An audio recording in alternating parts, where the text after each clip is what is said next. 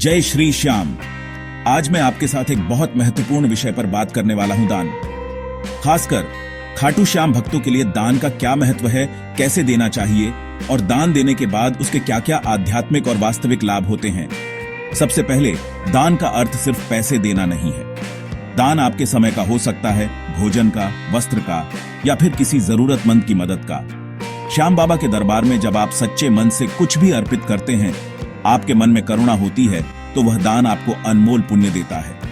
अब सवाल आता है, दान देने के बाद उसके लाभ कैसे मिलते हैं। मेरे अनुभव से जब भी मैंने किसी जरूरतमंद को श्याम बाबा के नाम पर दान दिया है, मेरे मन को एक गहरा सुकून मिला।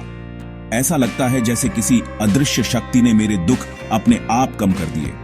आपके जीवन में खुशियां आती हैं, मन की अशांति दूर होती है और कई बार तो आपके अधूरे काम भी चमत्कारिक रूप से पूरे हो जाते हैं।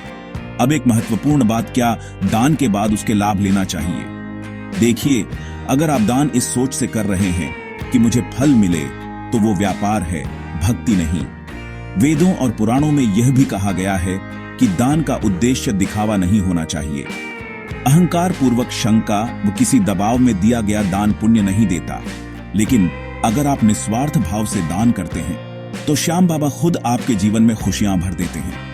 अगर आप दान के बाद बार बार उसके फल की इच्छा करेंगे, दान के बदले कुछ पाने की, अधिकार की लालसा करेंगे, तो वो पाप की श्रेणी में आ जाता है।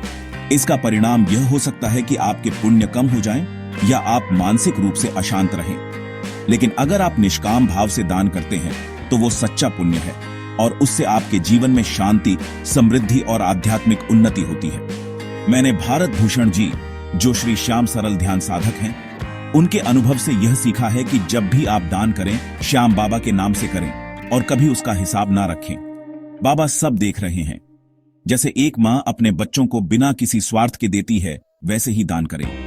अंत में यही कहूंगा, दान करने से मन और आत्मा दोनों को सच्चा सुख मिलता है। श्याम बाबा की कृपा आप पर हमेशा बनी रहे और आप हमेशा दान देने की शक्ति और भावनाएं पाते रहें। जय श्री श्याम।